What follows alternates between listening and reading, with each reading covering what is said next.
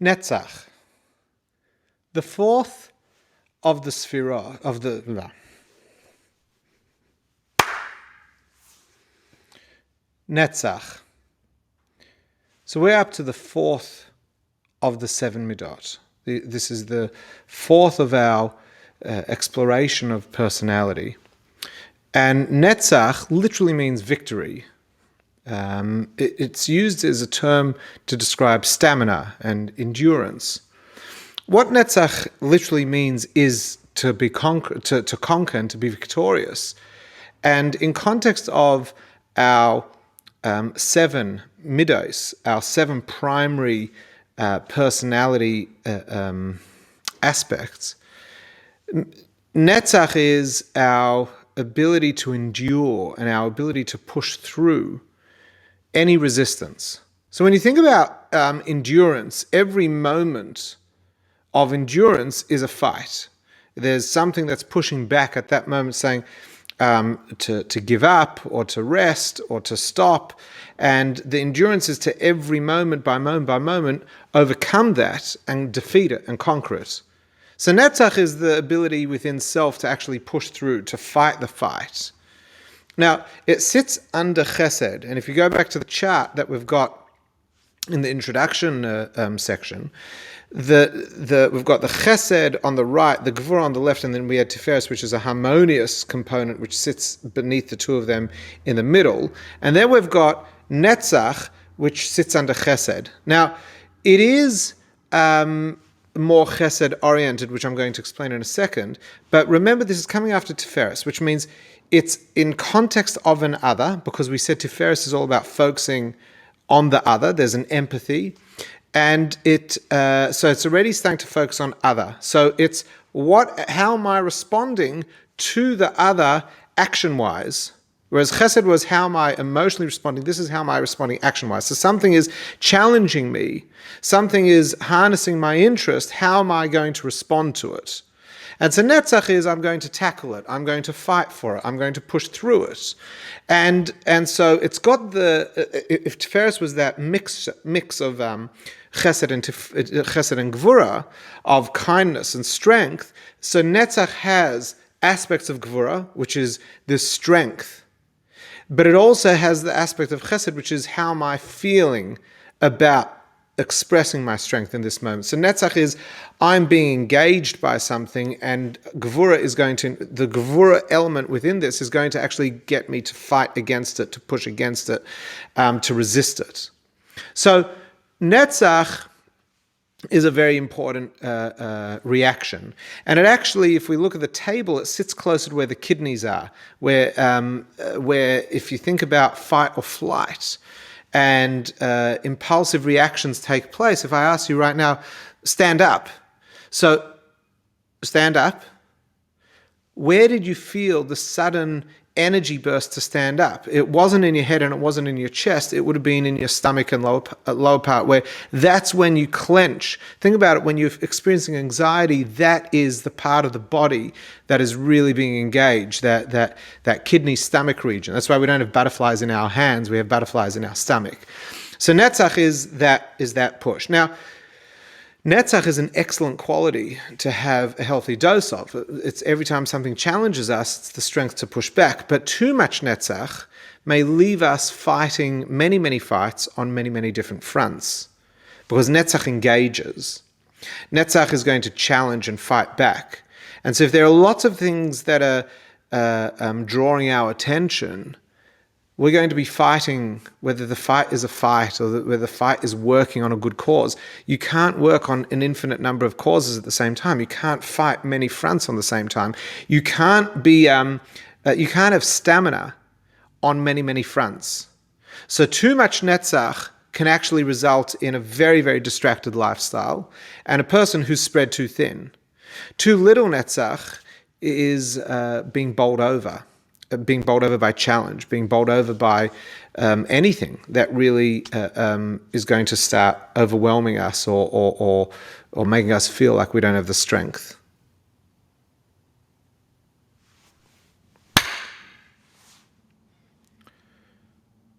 Hide literally is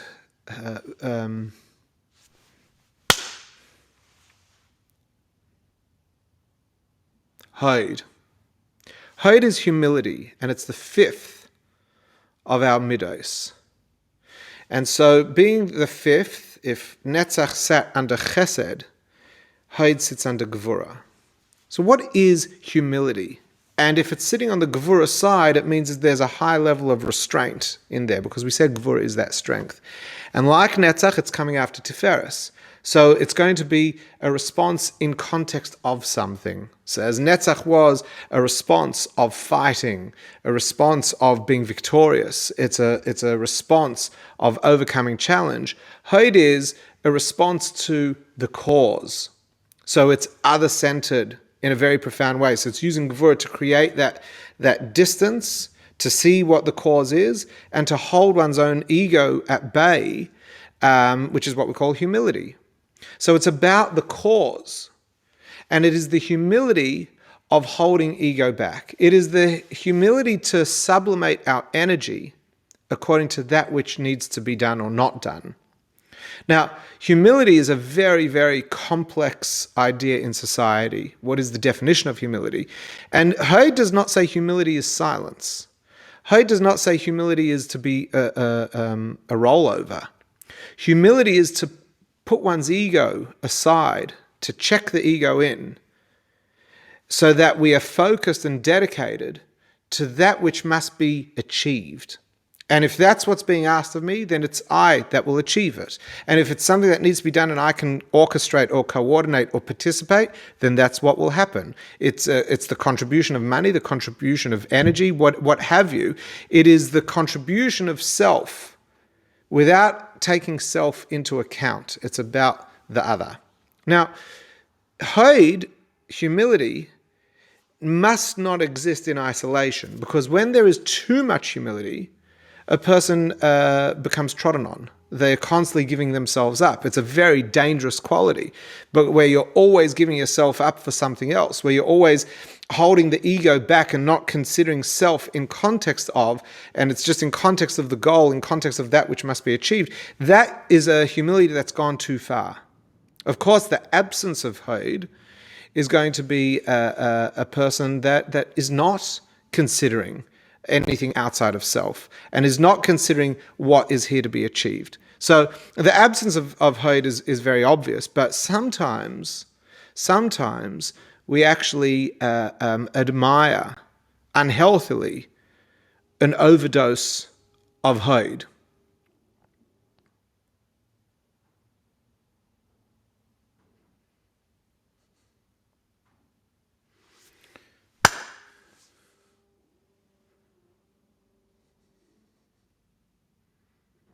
Yesod. Yesod is an interesting one. It's the sixth of our spheros, and Yesod means foundation. But in context of the midos, it's so much more sophisticated than this word foundation. But it is a foundation in that it's the foundation on which anything that is going to emerge in our expression of self, our expression within a context, is going to be built on top of Yesod. So it very much is a foundation, but it's not a foundation in a more classic way of thinking about a concept being a foundation. It is the foundation on which everything is built. Yesod is actually very, very linked to connection, in that in order to communicate, in order to connect, in order to contribute, there has to be a point of connection. Now, there is the connection between self and other, and then there is the connection between the plan, the emotions, the responses, and engaging the body to actually deliver on that. So think about you want to give a speech, so you've prepared the ideas and you're emotionally all set, and you've got the words, you've got the general themes. Yesod is to bring that together in a way that you're going to be able to now engage with active speech. Now, it's not the actual speaking, it's bringing that together. And so there's the consideration of the other in how does the other need to receive the message, whether the message is a hug, whether the message is donation, whether the message is a speech, whether the message is to hold back, whatever the message is, to engage with self and to process actually the chesed, gvura, tiferes, netzach, and hod, the 5 elements that have come prior to Yesod, and to process them into a finished package of which the product of our expression is going to be expressed. So it's very much, Yesod sits under Tiferes, it's very much, again, other-centered. So it's not so much having a lot of Yesod or a lack of Yesod as much as how strong is our Yesod capacity. When we think about Yesod, we are thinking about that moment before the performance. So if we're talking about a race, there's been all the training before the actual race begins. Yesod is how we're going to launch into that first step. And so it's taking all that training and processing it into this moment of that's about to emerge into an action. A Yesod deficiency is going to manifest in choking, in not being able to bring that together. A Yesod deficiency may very well not be considering. We've gone beyond the consideration of what the other may need in this moment, but the Yesod is also taking into account how should that behavior come out. So you may want to give something to someone in moderation or hold back from someone, but then how is that going to be actually expressed? How is that going to manifest into a behavior? That all takes place in Yesod. So Yesod is very much the ability to take the different feelings and reactionary behaviors in any situation and bring them together into a single behavior. So Yesod is when one wants to nurture Yesod, there will be a work on empathy, and there will also be a work on understanding one's own message and how one wants to communicate that message.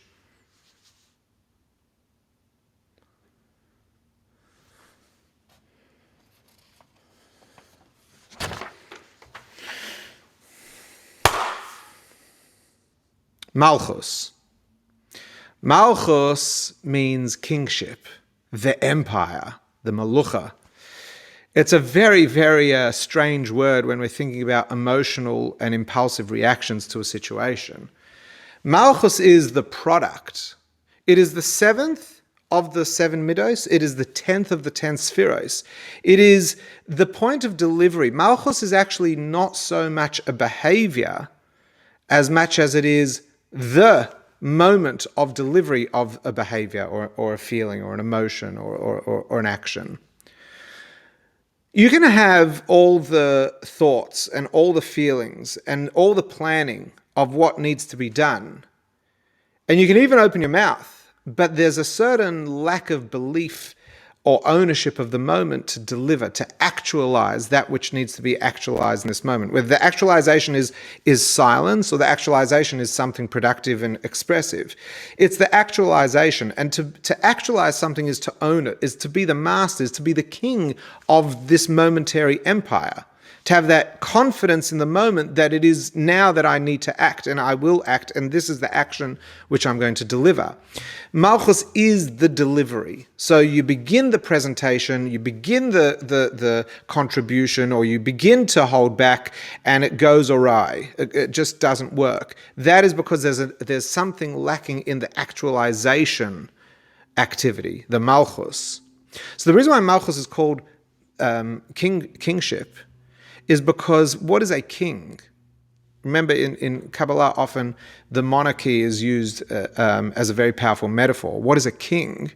A king is the master of the space and can do as he wishes in that space and does or does not do as he wishes because it is his space to rule. So Malchus is the doing. So whereas Yesod was the point of where we brought all the ideas and the feelings to a point of action, Malchus is the actual delivery of it, the product itself. Malchus is actually something that a lot of people struggle with. They don't struggle with the logic and they don't struggle with the feelings or even the reaction. But when it comes to that point of delivery, there may be a flaw. Now, the flaw could be because there's been an overcooking or undercooking of an emotion or a planning stage or a reaction. And so therefore that which comes out is off. For example, if as a father, if I'm angry and upset at something that my child has done and I have this complete overreaction, like it's 8 o'clock at night and they haven't gone to bed yet and I just blow up, that is a malchus that's completely off.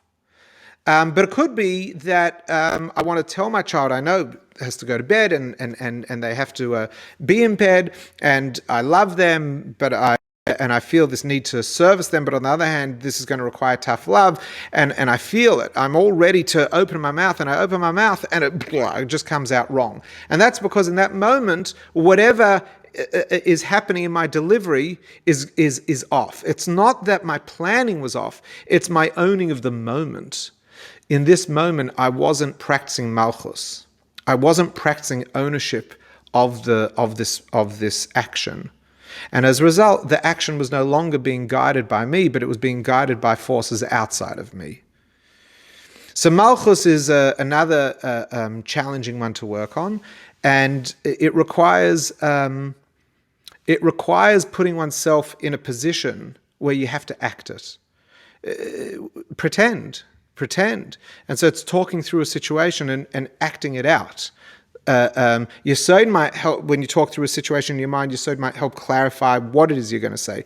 But malchus is where you actually get up in that empty auditorium or before walking through the house door, and you just go through in an active way, not just in your mind. You go through the motions that you're about to practice, and you work out, is that right? Because that's your dummy malchus run. So malchus is being the master and the king of the action and ensuring that the product of your chesed, gvura, tiferet, netzach, yesod is actually going to hit the mark in the way that you intend that it should.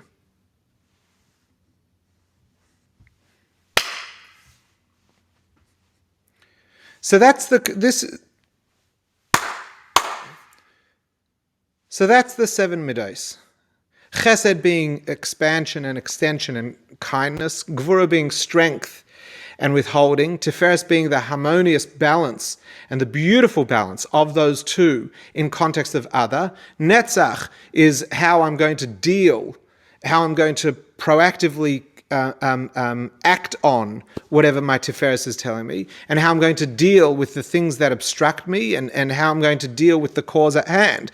Hod is that which needs to be done. It's the humbling of self to stay focused on what is the cause at hand. And Yesod is bringing all that together, so now I have my behavior ready to go, and malchus is the delivery. We all struggle. We all have times that we are overly, we're overly endowed with one of those midos or some of those midos inappropriately, and there are always going to be times that we're weak and we're short.